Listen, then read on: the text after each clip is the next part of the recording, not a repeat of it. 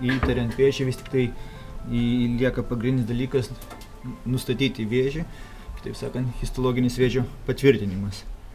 Taigi pasitelkus naują metodą į magnetinio rezonanso tyrimą, į jo išvadas galima atlikti visiems urologams žinoma, tačiau Lietuvoje retai kur taikoma į naują prostatos biopsijos metodą, transperinealinę prostatos biopsiją. Onkologiniam institute šiuo metu jinai atliekama apie 1,5 metų. Yra indikacijos transperinealinės biopsijos vis tik tai išliekant rizikai esančio vėžio po neigiamos transrektalinės biopsijos. Taip pat norint nustatyti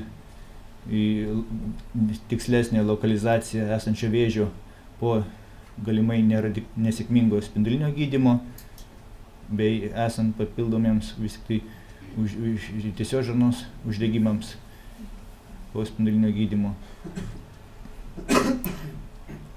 Bei esant vis tik tai norint įrodyti histologiškai progresavimą stebimiems pacientams. Pasiruošimas transperinealinės biopsijos toks kaip ir rektalinis, papildomai reikalingas į katerizaciją, retencijos prevencijai, atliekama bendrinė neutroj.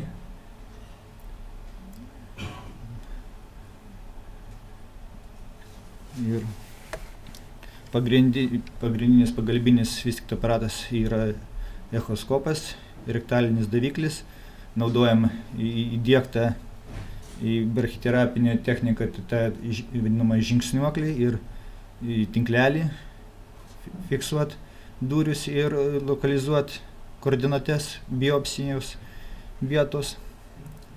Galima imti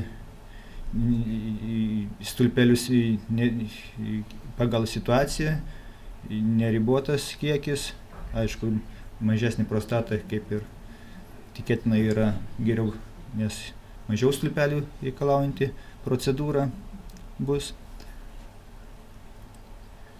Įdiegus magnetinio rezonanso tyrimą papildomai galima įtarti esantį vėžinį židinį ir jo aktyvumą mūsų radiologams pakankamai įsisavinus šį metodą įvertinimą. Jie pakankamai tiksliai gali įtarti esančius navikinius pakinimus prostatui,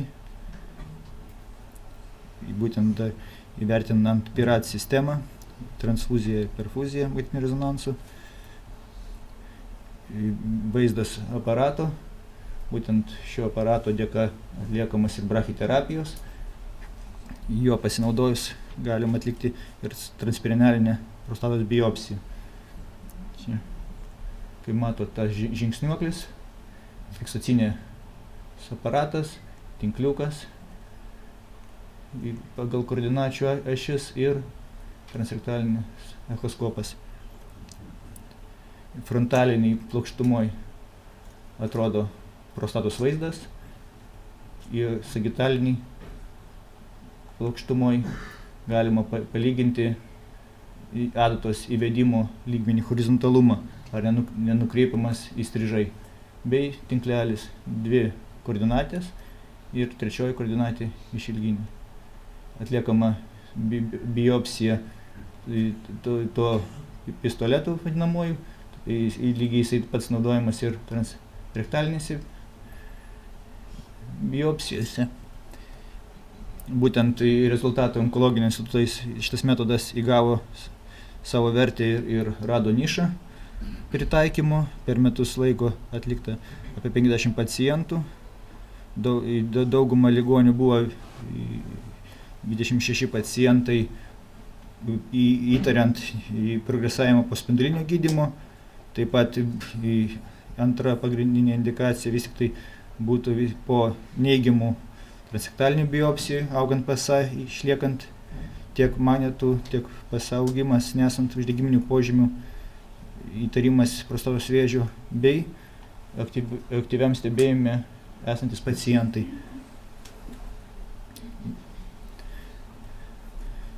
Ir rezultatai transrektalinių biopsijų, vis tik tai patvirtinimas vėžio jau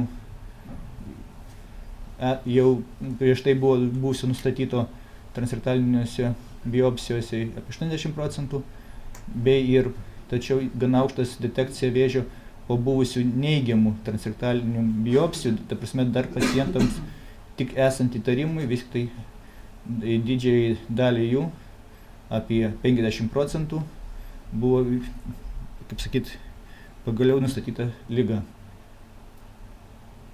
Ir išvados vis tik tai metodas vis tik tai turintis daug didesnį detekcijos, tai yra aptikimo lygį palyginant su rektalinė biopsija, ir šito metodo dėka galima pritaikyti tiek vieną iš tokių kol kas teorinių minčių židininę terapiją, esant ribotams vėžiui. Norėčiau dar pristatyti kelis klinikinius atvejus būtent iš mūsų klinikinės praktikos, rodančius vis tik tai aktualumą šio metodo.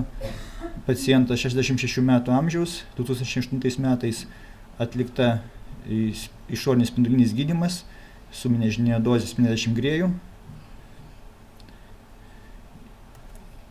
Ir jau po 3,5 metų nustatytas biocheminis progresavimas, PSA beveik 6, atlikus magnetinį rezonansą, vis tik tai buvo patvirtintas įtarimas, kad vis tai yra kairėje skilty periferiniai zonai lokalus recidyvas. Vienintelis, kaip įprastas gydymo metodas, seniau būdavo hormonoterapija, nes rezultatai po spindulinio gydymo ir radikalios prosektomijos chirurginiai rezultatai yra nepatenkinami. Patvirtinant lokalizaciją ir esantį vėžio aktyvumą atlikta transperinealinė biopsija.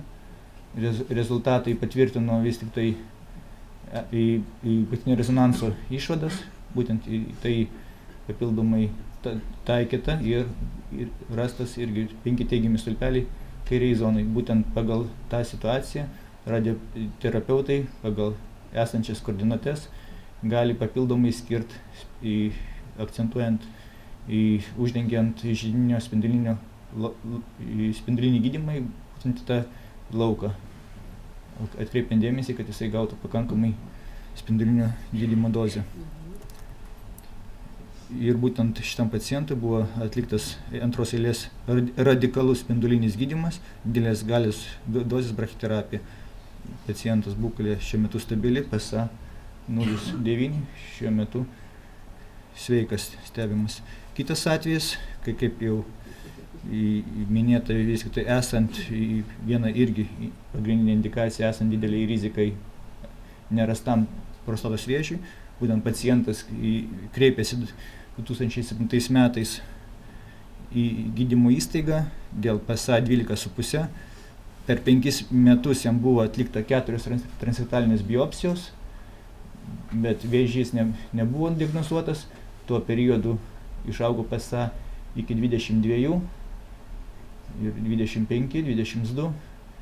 Atlikta esant galimybei, atsiradus galimybei magnetinis rezonansas dubens.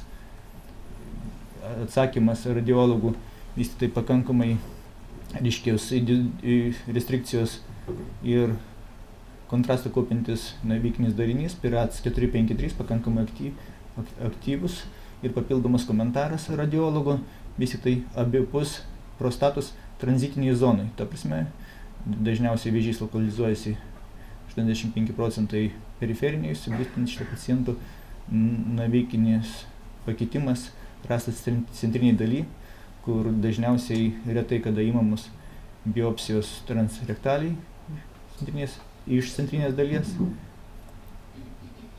Ir atlikta jau nuo įtarimo, jau praėjus 6 metai. Liga per 6 metus pagaliau buvo rasta liga. Ir rasta liga vis tik tai buvo abiejose skiltyse. 4 stulpeliai teigiami iš 16, 6 Glysonas. Taigi šio metodo pagalba buvo nustatyta šitas susirgymas.